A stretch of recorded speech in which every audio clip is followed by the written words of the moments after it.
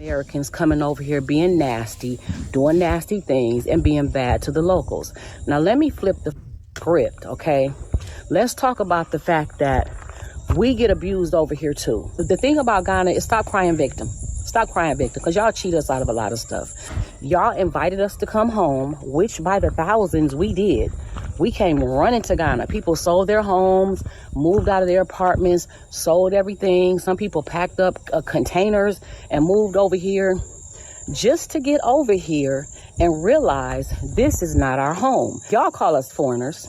Ghanaians call us that. We didn't make that word up. We didn't start calling ourselves that. We don't know that that's what y'all call the white people and the Chinese because we're not around them. But we know that that's what y'all call us. I ain't never heard the word before, Tabby, till I came to Ghana. Okay, y'all invite us home. Let's talk about what y'all do to us. Starting from the fucking before we get to the airport. Hi, beautiful people. I'm called Erin Zoita. Welcome back to my YouTube channel. And this, I have a video of African American Jamaican people telling how they got really affected when they are coming back to Africa. They got scammed, they got charged a lot of money, yeah. So if you are a new member to this channel and you haven't subscribed, kindly subscribe so that you get to know whenever I post a video. So put on the notification button to get notified. Subscribe, guys. Subscribe. Don't forget to subscribe to this YouTube channel, and I'll be bringing more videos of new stuff that are happening across the world or globally.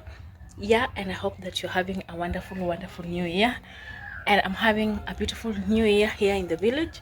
You can see the sun is too much, like it's really burning.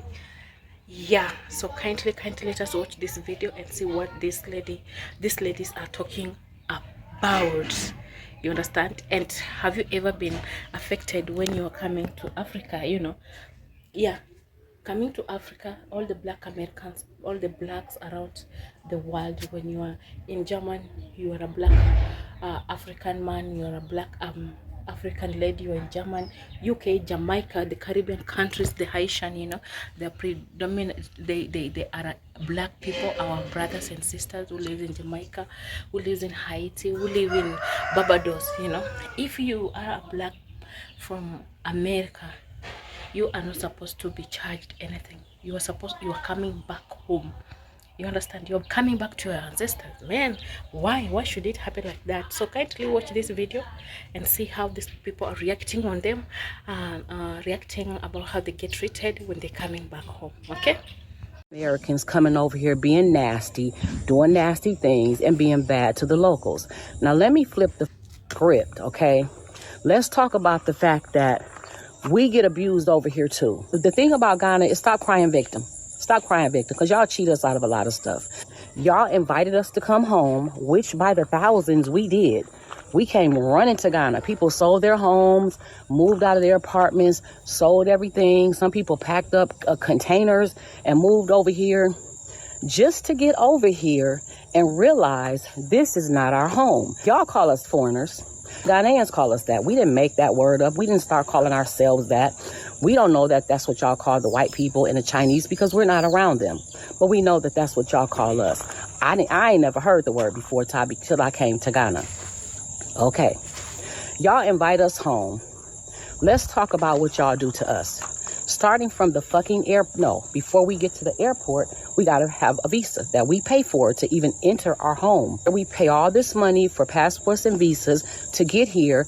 We get to the airport, and as soon as you see a fucking blue passport, everybody's coming for us. Can you give me something small at the COVID place? You get to immigration. Can you give me something small? You get to baggage. Can you give me something small? A person grabbed a damn cart and put my bag on it and got mad because I gave him $5 because I only had hundreds, because you come over here with hundreds to get the best, cash in rate. How about he looked at that and said, I don't want that. I said, what you mean you don't want it? I said, I want to know, what did you expect me to give you? He said, $10. I said, so you want me to give you over 100 CDs for picking up a bag, putting it in a cart? He don't know this is like my 5th time coming through the airport. I have never seen nowhere in any country or state where people have openly, it says $60 for foreigners, $30 for locals, okay? You go to Cocoon Park, and I don't remember the price. Let's say $200 for foreigners, because that's what y'all call us, $40 for locals. You go to the castle, it's $60 for foreigners, $10 for locals. I ain't never seen that nowhere. I don't went nowhere in the U.S., Mexico, and Canada where it said you pay, if you a local, if you're from here, you pay $1 for a Coca-Cola, but if you're a foreigner, you pay $8 for a Coca-Cola.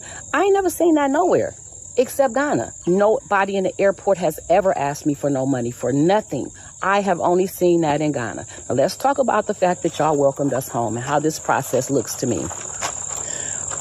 According to y'all, the ones of us that were stolen, so let's talk about the process of coming home. We got stolen from our mother, our birth mother and father. 20 years later, we're probably 26 years old now. Our mother finds us and she said, baby, y'all come home. I miss you. Come back home. Get out them streets where they don't love you at and come home. So we drive, take a taxi, however we get to our mother's address, we get there. But before she let us come to the door, she says, oh, welcome home.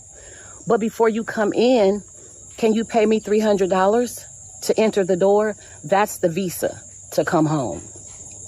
So, okay, we happy to be home. So we paid $300 to our mother to step foot in her house because we're excited to be home to the motherland, okay? We get in there and now it's dinner time. And she has plates on the table for the kids that grew up in the house. And she has a plate on the table for me and my sister who was stolen years ago. And she says, oh, my daughters, because you didn't grow up here, my children get to eat free that grew up here. But because you were stolen and you're just coming back, I have to charge you $20 for a plate. So me and my sister, we're so happy to be home. We're confused. We pay her $20 for a plate. Okay. That's the cocoon shit. That's y'all giving us different prices for shit. Okay. Now we're at our mother's house and we're enjoying being there. We see something's a little weird, but we enjoy being back home with our mother.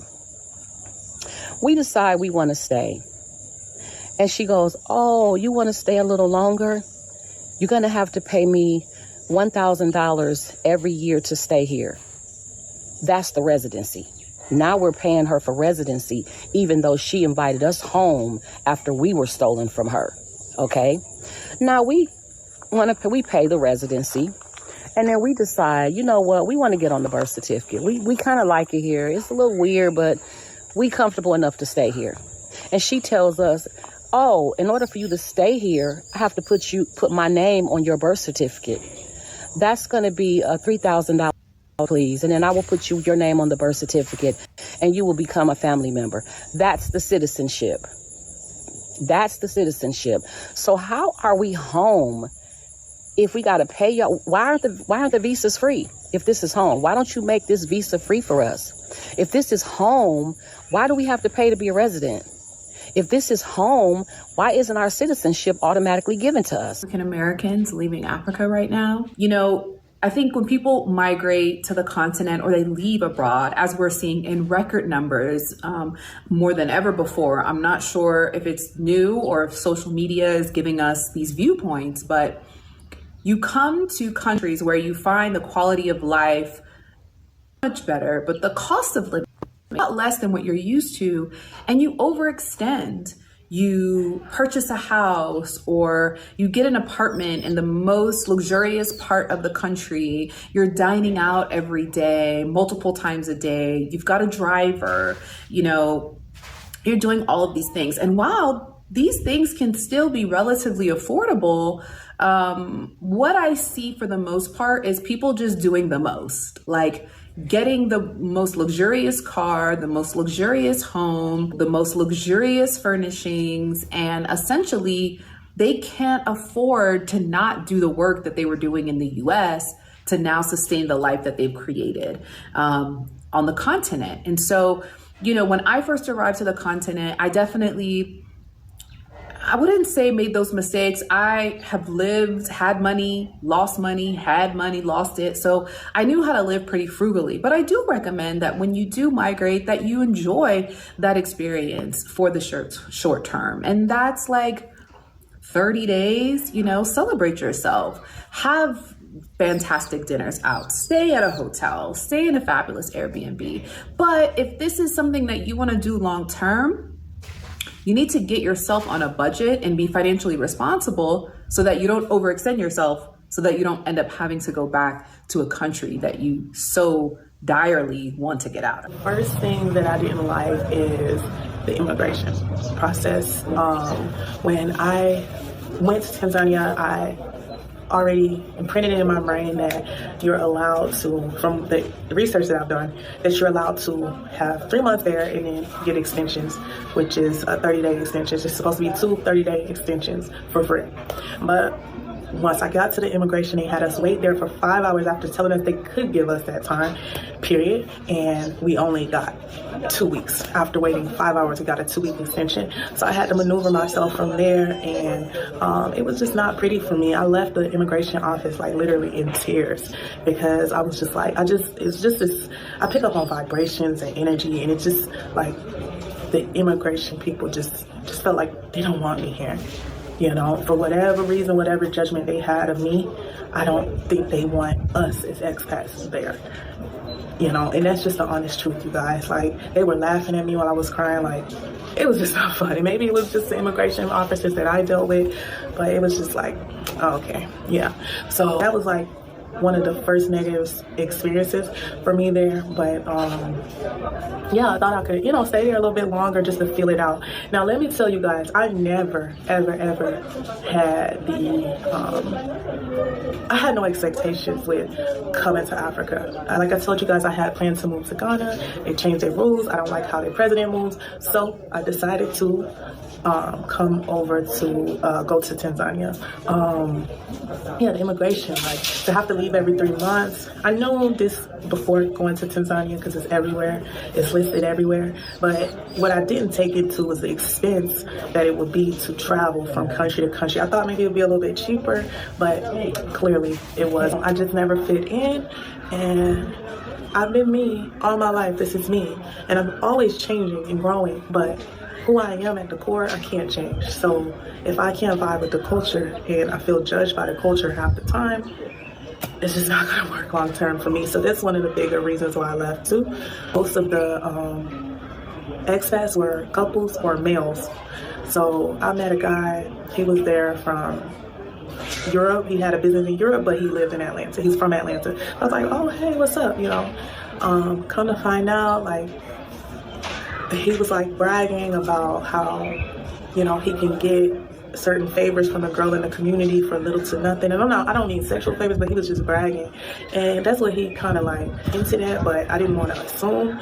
But, like, I think guys sometimes come to exploit white and black guys come there to exploit the community if, they know like they can get a lot for little to nothing, from whether it's company, sex, whatever, like they know this.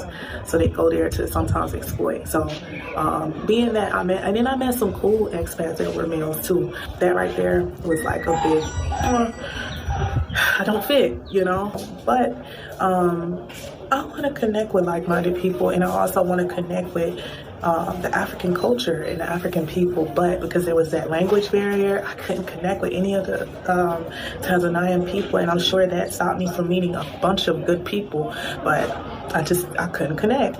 So this was like a thing for me that I was just like, dang, like it sucks. This is a bummer. It took a lot of effort coming to Africa, but I was just like, I just don't see myself happy here. I'm not happy. So I didn't know, like in my mind, I'm like, once I didn't feel welcome, I'm like, when can I escape? Because if you don't feel connected with the people, it's just like, what in the world am I doing here? Like, I vibe with a few Tanzanian people, the ones who spoke English, and I didn't vibe with any of the diasporans, actually, not for long. So, that's just what it is. So we already know that Africans and African Americans don't get along. The hate is very evident when you hop online. But that's the thing. when you hop online. I don't see this shit in person at all. Okay, I'm lying a little bit. There will always be somebody that's mean, but that's not what I'm talking about. My point is that the hate is strong online, but there's lots of love in person. As an African, I love African Americans. I have so many African American friends. We get along just fine. And I bet you if I asked any of them what they think of Africans, they won't have anything bad to say. We can talk about the bullying that Africans endured by African Americans in school, but that's not what I want to talk about. Just because I'm not in school anymore and I don't get bullied for being African anymore. I have learned to let that go because I decided to love myself. And I've been able to see that a lot of the African Americans that bullied me are now grown or the same age as me, and they don't think like that anymore. If you're black and you go to any part of Africa, I bet you will be loved and welcomed. So just remember that just because there's hate and division online, it doesn't mean that it's the same thing in person. Guys, remember to subscribe to this YouTube channel, and I'm hopeful that you have watched that video of the ladies, our black African ladies, sisters. You know, these are our sisters, like they are ours, you understand? So I want to say, like, it really happens, like whatever they're saying is true. It really happens. It really happens, especially when you are holding passport from the UK and Australia and America, Canada. It's just really funny. I don't know how they take these people. Like, you know, people think like if you are abroad, this money you're plucking, they have that mentality that people out there, they got a lot of money. You understand? Yeah, and not only even out there, I would say, like, it has also happened to me even when I was coming from Dubai. When I arrived at the airport, they want to see what you're carrying. They will tell you, like, give us dollars. So literally people have that mentality that dollars are all over. Even when you're coming from Dubai, they'll tell you, hey, give us some dollars. You understand? And it's not like that. They're not dollars, you know. So I've listened to this lady lamenting how she was treated. Like, she's coming back home. We know these black people living abroad, they are from Africa. They are our African brothers and sisters, you know. But it's really, really sad that when they're now coming home back to their ancestral land, they get charged for them to come to Africa. You know, they have to pay for $300 for visa. They have to pay for the ticket. You understand? We have seen, like, even when they go home, the expectations of their people back home is too high. And I'll just say, like, they should not be discouraged, you know. And sometimes even in airport, like, black people, we are treated badly than white people. That's something that you have seen. Yeah, you are in your land, you have come to see your people, and the way you're being treated, yani, you're being treated in a manner that you have to pay even when you're just in your own country. Because when you arrive, even with the luggage, they want to know why you own gold earrings, why you're wearing gold. It's like Africans, we are not supposed to wear gold chains or earrings or bangles. Why you're having a guest watch? Why do you have so many phones? Like, why? You know, that's how they will treat you. They'll treat you, your fellow black people at the airport, they will treat you like you do not deserve such a things. You understand? They'll treat you. But a white person won't be asked anything, won't be asked for nothing. You understand? Even when they have the audacity of going through your luggage, they want to see what exactly you are carrying in your luggage, you know. And that only happens to black people. I feel so bad. And I feel so bad that even when you're going back to your home country, when you're going home, you've missed your home country food, you are charged for that plate. Like, that's very bad. And you have seen another lady saying, like, they have really been scammed, you know. That is really true. And when it comes to scamming now, both colors, like black people are being scammed, white people are being scammed. You just need to be very, very careful with the people who are around you. You know, you don't just fall, you just don't fall for anything or anybody who comes around you. You need to be very, very, very smart. And it's happening. And this thing of black people being treated badly when they're coming to Africa, we need to shun it completely. Most white people have been given first priority here in Africa in everything. It's like we are still encouraging colonization. It's like we're saying, like, we are wrong, we are sorry for you people, you colonized. No, let us give our brothers and sisters the first priority they deserve. They never deserve to go out there. You know, when they went out there, they fought, you know, but when now they feel like they want to come back, our Jamaican family and our Jamaican brothers and sisters, our black Americans in America who feels like they need to come back to Africa, you are welcome back to Africa. We are supposed to be giving them the first priority. This is our families, this is our sisters, and this is our friends. We should shun scamming. We should just shun away, run away from treating people badly. Let us appreciate each other. Let us appreciate our sisters and brothers. Most of these things has happened, and I don't know why visas are so expensive, and I don't know why we impose a lot of money on visas and flight tickets, especially to our brothers and black people, to our black sisters and brothers who are willing to come back to Africa. And you know, guys, going to America, going to UK, going to Canada is not a cup of tea. It's not easy. Getting a visa is not easy, guys. You have to pay a lot of money. There's so many scrutinization. There's so many process that you will undergo to just get a visa to go to the United States. And the price of the ticket is also very, very expensive. You understand? But for them coming here in Kenya or any African country for vacation, it's just like, I don't know why. I don't know why as Africans we are treated like that. We were treated like slavery, but still we are treated like we do not deserve it. You understand? So let us have that love. Let us love each other, and let us not make our sisters feel like they're not needed here in Africa. They are needed here in Africa. Upon them, like when they arrive in the airport, let us treat them like our brothers and sisters. Let us show them love. Let us give them what they have really missed for all those years. You understand? I hope you have watched this video. Let me know what you think down there in the comment section. And if you haven't subscribed, kindly subscribe to my YouTube channel. I'm called Irene So It. Yeah, I love you. Take care, and I'm wishing you a very, very prosperous new year. Mental health is very important. Consider your happiness. That's from me, Irene So It. Bye bye.